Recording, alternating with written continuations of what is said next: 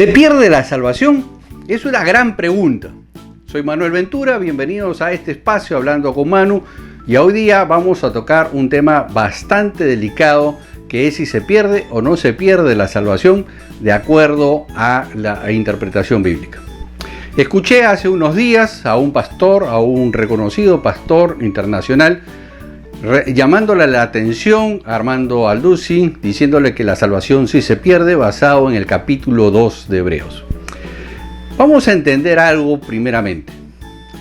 Para poder hacer una correcta interpretación de las Escrituras, tenemos que tener muy claro que no podemos hacer teología sobre el español.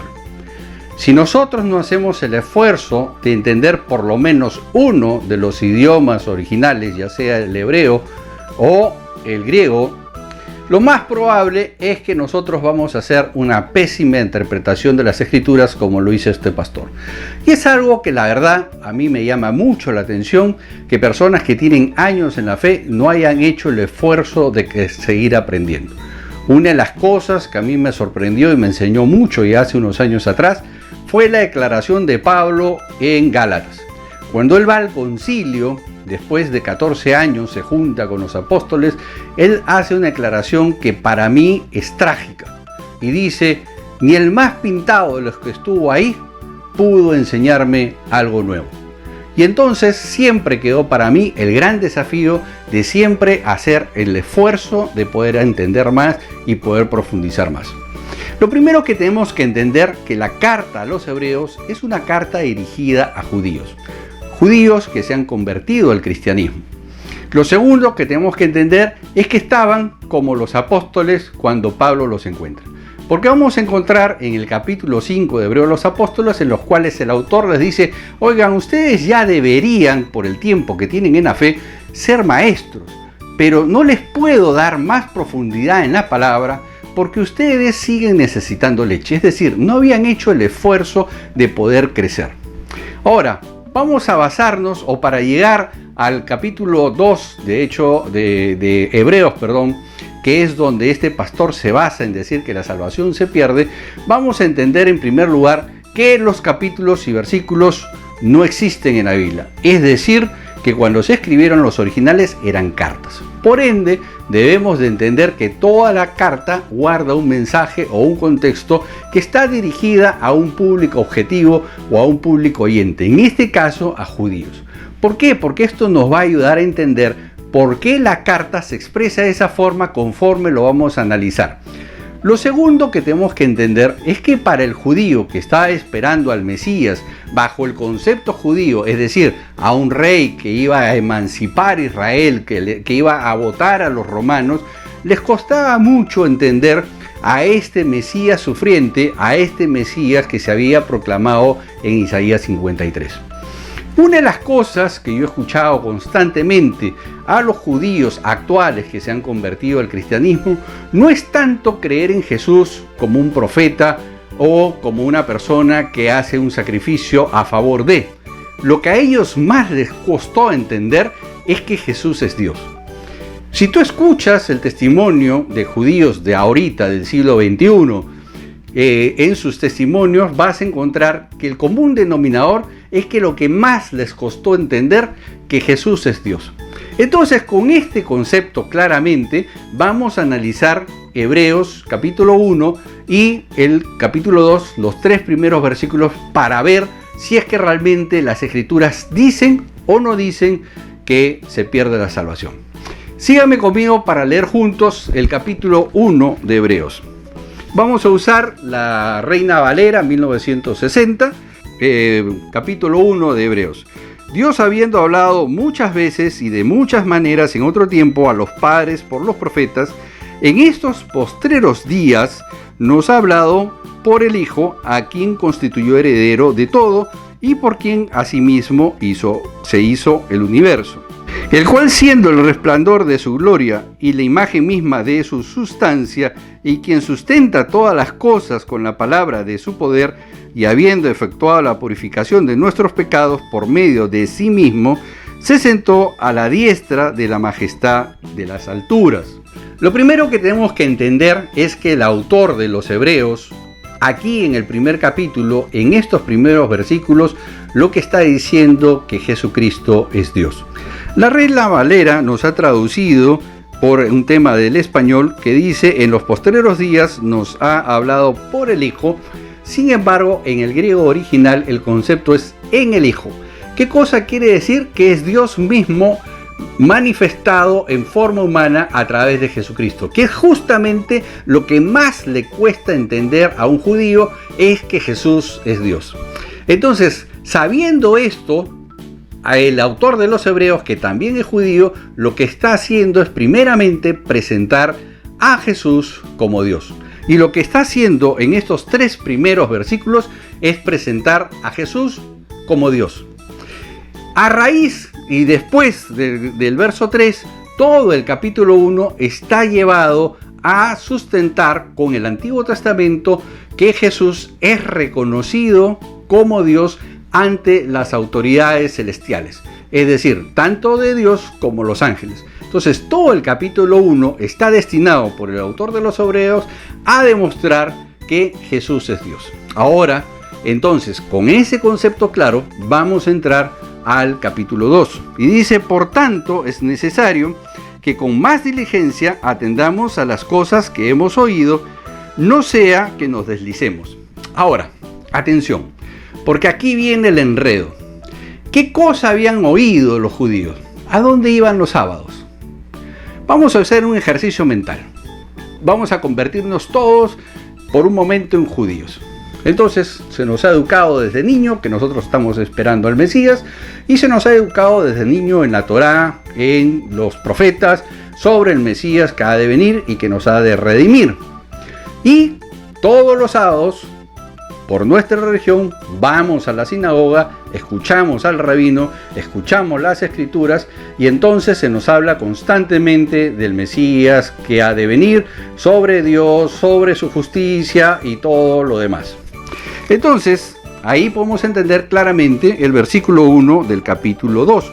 Recordemos que la escritura está hablándole a un judío que está reconociendo a Jesús como Dios y como su Salvador. Entonces dice: por tanto es necesario que con más diligencia atendamos a las cosas que hemos oído. ¿Dónde las hemos oído? En la sinagoga. No sea que nos deslicemos, es decir, no sea que la pasemos por alto. Entonces, aquí es donde empieza el tema. Porque si la palabra dicha por medio de los ángeles fue firme, a toda transgresión y desobediencia recibió justa retribución. Ahora, recordemos que en el capítulo 1, el autor estaba hablando de los profetas, ¿correcto? Entonces, dentro del idioma griego, la palabra ángel quiere decir mensajero de. En este caso, mensajero de Dios. Pero la palabra ángel, al igual que la palabra mago, tiene acepciones. Es decir, que la palabra ángel puede ser tanto un mensajero terrenal, es decir, un hombre que trae la palabra de Dios, como también un ser celestial que trae un mensaje específico de Dios, como el caso del ángel Gabriel a María y a José. En la antigüedad, si bien es cierto, hubo muchos mensajes de ángeles, como el ángel que le anunció a Lot que Sodoma sería destruida, son temas puntuales, pero no son mensajes al pueblo. Todos los mensajes al pueblo en el Antiguo Testamento llegaron a través de los profetas. Lo que está haciendo aquí el autor de los Hebreos es usar la palabra ángel, que era del griego, pero refiriéndose a los profetas. Porque ¿dónde interpreto yo si es un ángel terrenal, es decir, si es una persona que trae el mensaje de Dios, o si es un ente espiritual, dentro del contexto en el cual se usa la palabra? En este caso, el contexto, como lo vamos a volver a recalcar en la siguiente lectura, vamos a descubrir que yo no lo puedo aplicar a un ser celestial porque estaría fuera del contexto. Entonces vamos a volver a leer el verso 1 hasta el 2 y dice: por tanto es necesario que con más diligencia atendamos las cosas que hemos oído. Estamos hablando de personas que nos han hablado, ¿correcto? Para entender todo el contexto en el cual se desarrolla la palabra ángel. No sea que nos decimos, porque si la palabra dicha por medio de los ángeles fue firme y toda transgresión y desobediencia recibió justa retribución, ¿cómo escaparemos nosotros si descuidamos una salvación tan grande? Antes de meternos al dilema de la salvación, vamos a terminar de aclarar el tema del ángel. En este caso está claro que ángel se está refiriendo a una persona que ha traído el mensaje de Dios como persona, es decir, son seres humanos. En este caso se está haciendo referencia a los profetas que en la antigüedad traían un mensaje de Dios, porque dice claramente que fue firme el mensaje, lo cual es cierto en todos los mensajes, llámese Zacarías, llámese Jeremías, llámese Amós, Oseas, etc. Los mensajes eran claros, firmes y directos. En todos los mensajes había también una condición de sanción si es que no se obedecía.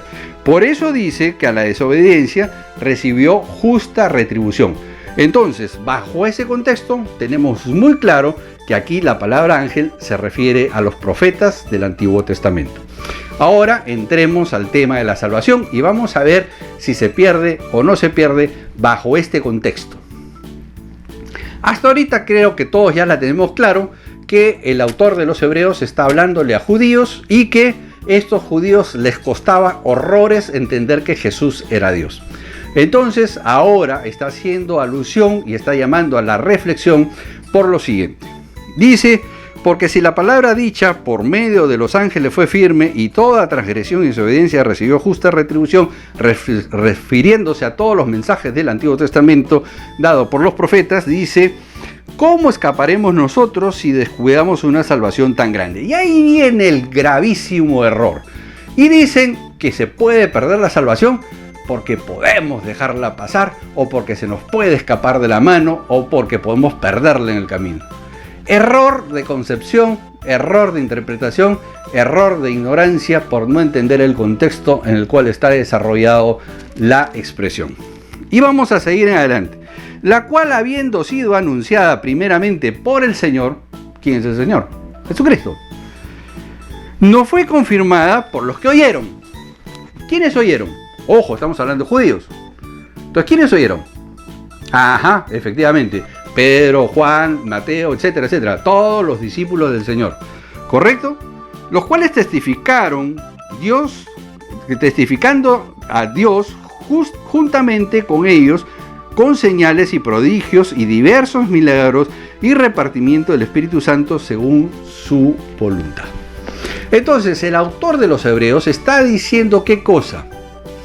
Hey muchachos, aquí está Jesús, que es nuestro Mesías, que es Dios y que se está dando en cumplimiento.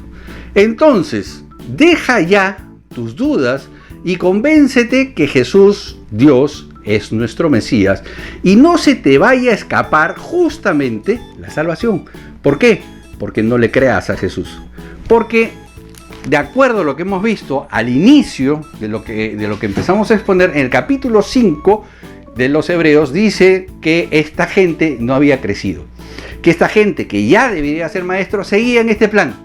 Ay, sí, yo creo que Jesús es, pero mi rabino me dice en la sinagoga que no lo es, que es un blasfemo.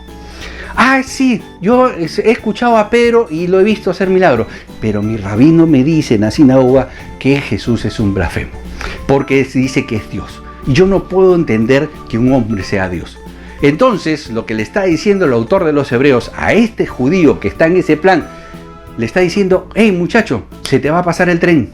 Se te va a pasar el tren y no dejes escapar esta salvación. ¿Qué salvación? Creer en Cristo. No está diciendo que la salvación se pierde. Ahora ya entendiste el contexto. Lo que le está diciendo es, oye, se te pasa el tren, muchacho, despierta, abre los ojos, cree en Cristo Jesús, que Jesús es Dios y ha sido el Mesías que se nos ha prometido a lo largo de la historia, que se le anunció a nuestros padres y que además ahora Él mismo, es decir, el mismo Jesús nos ha predicado, y no solamente Él, sino que sus discípulos lo hemos visto cómo hacen señales y prodigios, y de esa manera nos hemos convencido de que Jesús es el cumplimiento de las profecías. Por ende, tú judío, que todavía estás entre que sí le creo o le creo al rabino, entonces no dejes escapar esta oportunidad de ser salvo. Entonces, el concepto, de acuerdo al contexto, y de acuerdo a quién se dirige el mensaje, lo que está diciendo no es que se pierde la salvación. Esa es una pésima interpretación, porque está fuera del contexto de lo que está hablando el autor de los Hebreos. Lo que está hablando el autor de los Hebreos es dirigiéndose a judíos que les costaba horrores entender que Jesús era Dios y que Jesús era el Mesías prometido al pueblo de Israel. Y lo que le está diciendo al oyente es: hey muchachos, se te escapa el tren, porque si no crees en él, pierdes esta salvación. Porque ¿qué dicen las Escrituras? Que Dios ha dado a su Hijo unigénito para que todo aquel que crea en él no se pierda, mas tenga vida eterna. Y eso incluye a los judíos. Es decir, todos los que tengan que ser salvos tienen que creer en Cristo Jesús. Ahora, el hecho que no se pierda la salvación, ¿quiere decir que puedo hacer lo que quiero? No, definitivamente no. Eso fue lo que entendieron, por ejemplo, los corintios. Yo me imagino a Pablo, y ojo que Pablo estuvo un año y medio con los corintios, de acuerdo al libro de Hechos de los Apóstoles, y sin embargo tiene que escribirles una carta muy fuerte, donde les está diciendo prácticamente lo mismo. Hey muchachos, el ser salvo no significa que tú puedas hacer lo que tú quieras. Y Pablo concluye magistralmente diciendo: todo me es lícito. ¿Y qué cosa es todo me es lícito? Que todo me es lícito. Pero dice magistralmente: no todo conviene. Entonces ahora vamos a ver en Mateo 24 la otra postura en la cual dicen que la salvación se pierde, y de ahí vamos a concluir con los pasajes y la razón por la cual definitivamente, una vez que eres sellado por el Espíritu Santo, tú no puedes perder la salvación. Es decir, si tú realmente has tenido una conversión genuina, sí puedes tener altibajos en la vida. Yo lo he vivido, muchos lo han vivido, y podemos tener acercamientos y alejamientos de Dios, porque es parte del crecimiento. Pero que lo que definitivamente no vas a perder es la salvación. Vamos a ir un ratito a Mateo 24, síganme por favor, y vamos a analizar cuál es esta otra postura en la cual dice que este pastor, la salvación se pierde. Ok, ya estamos en Mateo capítulo 24, y Jesús está hablando de los acontecimientos en los tiempos finales. Y es bien importante nuevamente entender el contexto en el cual está desarrollado el texto. ¿Por qué? Porque nosotros, los latinoamericanos, tenemos la facilidad de enamorarnos de versículos. Y extraemos el versículo, nos lo apropiamos, y muchas veces en forma no intencional lo sacamos fuera de su contexto. Y entonces lo primero que tenemos que entender es que Jesús lo que está haciendo aquí es hablarnos de los últimos tiempos. O sea, Jesús está hablándole a sus discípulos sobre los últimos tiempos. Y esto es muy importante para entender el contexto y el desarrollo en el cual vamos a leer las siguientes palabras. Y entonces dice: y todo esto será el principio de dolores, hablando sobre lo que va a suceder, verso 7 del capítulo, versículo 8 del capítulo 24. Y entonces os entregarán a tribulación y os matarán, y seréis aborrecidos de todas las gentes por causa de mi nombre. Muchos tropezarán entonces y se entregarán unos a otros, y unos a otros se aborrecerán. Y muchos falsos profetas se levantarán y enseñarán a muchos, y por haberse multiplicado la maldad, del amor de muchos se enfriará. Mas el que persevere hasta el fin, este será salvo. Y será predicado este evangelio del reino en todo el mundo, hasta testimonio a todas las naciones, y entonces vendrá el fin. Ok, vamos por partes. Es cierto, ahí dice que el que persevera hasta el fin será salvo. ¿Pero en qué contexto? En el contexto de los últimos tiempos. Es decir, en el contexto de la persecución.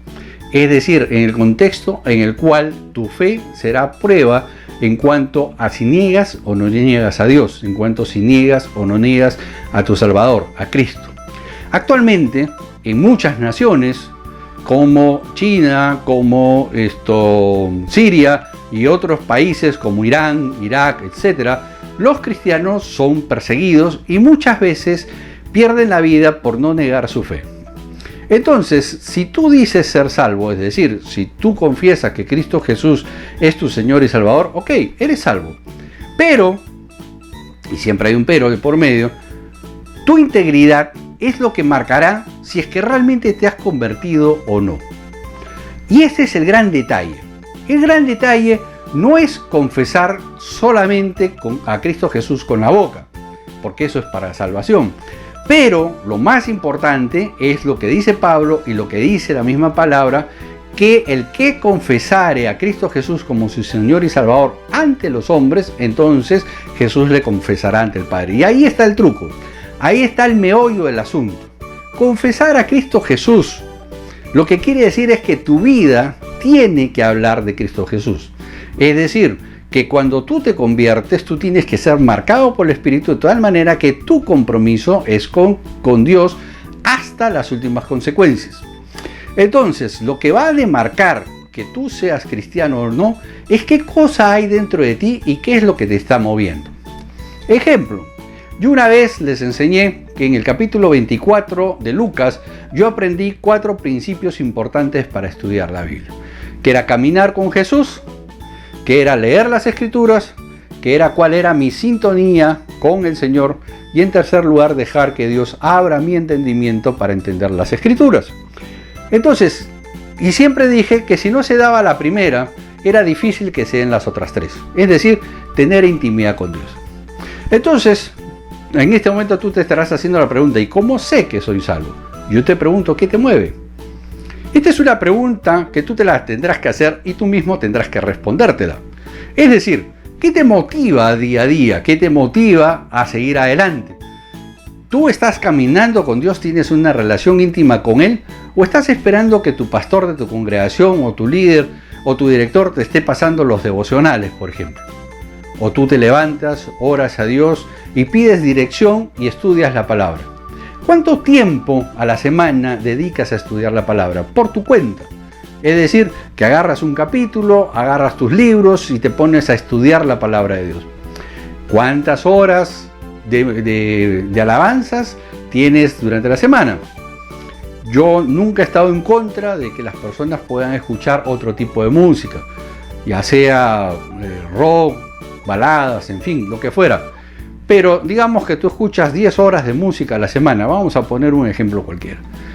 Si de esas 10 horas, 9 horas con 50 minutos, tú escuchas cualquier cosa y solamente 10 minutos de alabanza, bueno, ahí están tus prioridades. Si tú, de todas las horas libres que tienes durante la semana, o que puedas destinar 15 o 20 minutos a la semana o al día para estudiar la palabra, entonces ahí están tus prioridades. Entonces, ser cristiano no es solamente haber ido a la iglesia y pasar al frente al altar. Ser cristiano es tener intimidad con Dios. Y si no hay intimidad con Dios, entonces hay que revisar en qué estamos creyendo o qué estamos pensando. Lo que Jesús está hablando en el capítulo 24 es justamente de los últimos tiempos. Es decir, justamente los tiempos de persecución. Y entonces, en ese tiempo, de acuerdo al contexto que nos está hablando, se nos va a difamar, se nos va a meter a las cárceles, nos van a quitar las propiedades, te van a decir tal por cual, te van a faltar el respeto, te van a humillar, probablemente te metan a la cárcel, te hagan juicios sin fundamento y en algunos casos te confrontarán con la vida, es decir, que si no niegas a Cristo Jesús, entonces te matan. Entonces, lo que Jesús está diciendo es, el que esté perseverando hasta el final, ese es un verdadero cristiano. No está diciendo que el que persevera hasta el fin, solo ese será salvo. Lo que está diciendo que parte de la consigna de un cristiano o de la autenticidad de un cristiano es que perseverará en el tiempo a pesar de las circunstancias adversas a las que se vea sometido. Es decir, el cristiano que tiene intimidad con Dios, a pesar de que tenga enfermedad, a pesar de que lo boten de trabajo, a pesar de que tenga un problema emocional, a pesar de las circunstancias de la vida, sigue caminando, sigue creyendo a Dios, entonces esa persona es un creyente en Cristo Jesús. ¿Te das cuenta la diferencia? No está diciendo que solamente es un tema de perseverar, sino que la característica del cristiano es perseverar. Eso es lo que está diciendo, que la característica del cristiano es perseverar a pesar de las dificultades adversas de la vida, A pesar que te meten en la cárcel, a pesar que te difamen, a pesar que te traicionen, a pesar de que las cosas no salgan como habías pensado, a pesar de no tener prosperidad económica, a pesar de tener una salud quebrantada, entonces tú perseveras en ser cristiano. Esa es la característica que Cristo Jesús está hablando en Mateo 24. Entonces, en ninguno de los dos casos está hablando que se pierda la salvación. En ninguno de los dos casos se está hablando de que la salvación se pierde, porque el contexto, tanto literario como el mensaje que Jesús está dando en el caso de Mateo 24 y en el caso del autor de los Hebreos, en el capítulo 1 y 2 de Hebreos, no son contextos en los cuales se pierde la salvación. Esto quiero que lo tengan bien claro. Por eso es que Pablo dice muy claramente en Efesios 6, pónganse el yelmo de la salvación. El yelmo era un casco que se usaba en la antigüedad justamente para que la espada, cuando te diera aquí, no te quitara la vida y no afectara tu forma de pensar. El simbolismo de espada en la Biblia, en el Nuevo Testamento sobre todo, es siempre palabra. Entonces, si yo me pongo el yelmo de la salvación, ¿qué cosa tengo que evitar? Que la palabra del enemigo se meta aquí en mi cabecita y me diga: hey muchacho, usted ya es un pecador pedernido. Hey muchacho, usted no tiene remedio, usted realmente se va al infierno. Usted no tiene remedio más, usted solamente se va para el infierno. Eso es lo que tenemos que evitar. Ponerse el yelmo de la salvación es: convéncete que si tú has creído en Cristo Jesús, tú has sido sellado por la impronta del Espíritu Santo y has sido marcado de tal manera, tu espíritu se ha unido con el Espíritu de Dios y por ende no hay forma de que eso se deshaga. Por eso es que Pablo en Romanos 8 concluye de que no hay absolutamente nada, ni físico ni espiritual, que pueda separarlo del amor de Dios. Es decir, Pablo está dándonos la confianza de que una vez que hemos creído en Cristo Jesús, no habrá nada que nos vaya a apartar de él. Ahora, Jesús mismo, ¿qué cosa dice en Juan? Las ovejas oyen mi voz y me siguen, y nadie las arrebatará de mi mano. ¿Escuchaste bien? Nadie las arrebatará de mi mano. Si tú eres un creyente, si tú eres una persona que ha tomado su decisión por Cristo en forma genuina y real, se ha comprometido con Dios y está dispuesto a caminar con Dios, a pesar de las cosas que puedan suceder en la vida, a pesar de las ofensas, a pesar de las adversidades de la vida, a pesar de quedarte sin trabajo, a pesar de la salud quebrantada, entonces tú eres una persona salva. Tú estás marcado por el Espíritu Santo y no hay forma de que nadie te quite esa salvación. El predicar que se pierde la salvación es decir que Cristo es menor que otro ser espiritual. Te lo explico por qué. Cuando Jesús dice: las ovejas oyen mi voz y me siguen y nadie las arrebatará de mi mano, está haciendo una afirmación. Nadie, no hay nada creado que pueda arrebatarme a los que son salvos de mi mano.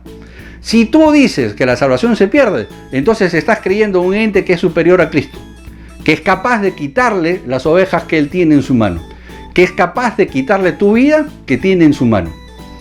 Yo en lo personal he tomado la decisión de creer que las palabras de Cristo Jesús, que nadie me arrebatará de su mano, son ciertas. Por ende, la salvación no se pierde. ¿Que hay altibajos en la vida cristiana? Sí, los hay. Hay momentos que estás en la gloria y hay momentos que estás en el valle de los huesos. Y eso es parte de la vida, eso es parte del crecimiento. Pero lo que tenemos que aprender y estar seguros es que Cristo Jesús murió por nosotros una sola vez. Hizo un solo sacrificio y que con su sangre pagó todos nuestros pecados, los de ayer, los de ahora y los de mañana también. Y entonces la salvación está asegurada para aquel que tiene intimidad con Dios, para aquel que ha tomado la decisión de seguirle y de no apartarse de sus caminos. Que pueden haber momentos en los cuales nos vamos a sentir desanimados, es cierto, es probable y es probable que nos pase. Le pasó a Juan el Bautista, tremendo profeta, tal punto que Jesús dijo: no ha habido otro profeta mayor que Juan el Bautista. Y ese pata dudó. ¿Dónde está? Capítulo 7 de Lucas. Ya él está preso y le manda a decir con sus discípulos a Jesús: ¿eres tú el Mesías o tengo que esperar a otro? Ahora, ojo con la pregunta. ¿Por qué? Porque hacía un año atrás, un par de años atrás, ese mismo Juan el Bautista, cuando viene Jesús a bautizarse, dice: ¡he aquí el Cordero de Dios que quita el pecado del mundo! ¡Pah! ¿Qué tal declaración? Juan Bautista estaba convencido que era el Cordero de Dios que quita el pecado del mundo. Un poco de tiempo después, estaba en una celda preguntándole a Jesús, ¿es verdad que eres el Mesías? ¿O me quincié y otro más es el que ha de venir? Eso quiere decir que aquellos que estamos en la fe también vamos a tener momentos de angustia, también vamos a tener momentos en los cuales preguntaremos, ¿soy salvo? ¿Se pierde la salvación? ¿Realmente Dios me ama? Y entonces, mira lo que sucede en este relato, porque es extraordinario, y con esto terminamos. Cuando llegan los discípulos, Jesús hace algo fantástico. ¿Recuerdan la pregunta? Pregúntenle por favor a Jesús si es que Él es el Mesías o si tenemos que esperar a otro. Y observen lo que hace Jesús. Le dice, muchachos, siéntense acá por favor. Vamos a tener 15 minutos y ustedes observen y después le cuentan a Juan. Y entonces dice que Jesús sanaba ciegos, los cojos caminaban, los mancos les eran devueltos, habían muertos que resucitaban. Y entonces, una vez terminado la exposición que Dios había hecho, agarra a los discípulos de Juan el Bautista y le dice, muchachos, ahora sí, ¿han visto todo? Sí, Señor, hemos visto todo. Ok, entonces ahora van donde Juan el Bautista y le cuentan lo que han visto. ¿Y ustedes recuerdan la pregunta de Juan el Bautista? ¿Eres tú el Mesías o tengo que esperar a otro? Y la respuesta de Jesús no es ni sí ni es no. La respuesta de Jesús es, acá te mando las evidencias, tú decides lo que quieras creer. Interesante, porque es exactamente lo que pasa en nuestras vidas cuando nosotros dudamos. Porque nosotros tenemos ese tema con Dios y le decimos, Dios, no entiendo qué me está pasando. Tengo la salud quebrantada, perdí el trabajo, no sé si tú estás conmigo o estás en contra mía. Y entonces, ¿qué hace Dios? Nos envía evidencias, pero no toma la decisión por nosotros. Y eso es lo que más me fascina a mí de la vida cristiana. No tomó la respuesta por Juan el Bautista. Agarró a sus discípulos y le dijo, muchachos, ahora vayan y cuéntenle a Juan el Bautista lo que han visto. Que él tome su decisión si soy o no soy el Mesías. Esa misma pregunta te hace Dios hoy día. Esa misma pregunta que te la está dejando a ti. Acá están las evidencias, pero tú tendrás que tomar una decisión. Dios no va a decidir por ti. Dios no va a decidir si tú crees que se pierde o no se pierde la salvación. Esa decisión la tomas tú en función de las evidencias que hemos visto.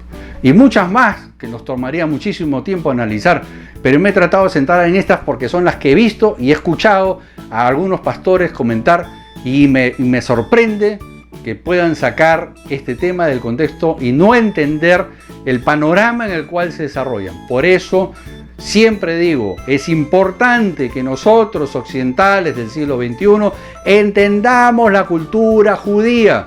Recuerden, casi el 90% de las escrituras fueron escritas en hebraísmo, es decir, dentro del concepto de la cultura judía. Y si nosotros no hacemos un esfuerzo por entender la historia, si no hacemos un esfuerzo por entender cómo pensaban, lo más probable es que terminemos en disparates como lo que hemos visto en el capítulo 2 de Hebreos, donde pastores en el español llegan a la conclusión que la salvación se pierde. Tremendo disparate, porque eso no es lo que está hablando el texto. ¿Por qué? Porque no han visto la cultura en la cual se desarrolla el evento y en la cual se está desarrollando la presentación de Jesús como Dios. Esto al judío le cuesta horrores hasta el día de hoy entenderlo. Que Jesús es Dios, que Dios se humanizó, se hizo hombre. Eso es lo que el judío no puede entender hasta el día de hoy. Cómo Dios puede haberse hecho carne. Eso es lo que le cuesta al judío entender. Y ese es el énfasis que está haciendo Hebreos 1 y Hebreos 2. Entonces, reitero, Dios, cuando nosotros tenemos dudas, cuando nosotros tenemos conflictos de entendimiento, lo que hace Dios es darnos evidencias. Así como se las dio a Juan Bautista. No le mandó una respuesta a decirle, yo soy el Mesías o no soy el Mesías. Lo que le dijo es, ahí van tus discípulos, te van a contar lo que han visto y tú decides cuál es tu veredicto. De esa misma forma, hoy día tú tendrás que tomar tu propio veredicto. Lo que hará Dios es darte evidencias, pero jamás tomará la decisión por ti. A ti te corresponde tomar una decisión en función de las evidencias. Espero que este estudio te haya ayudado. Dios te bendiga muchísimo. Nos vemos la próxima. Bye bye.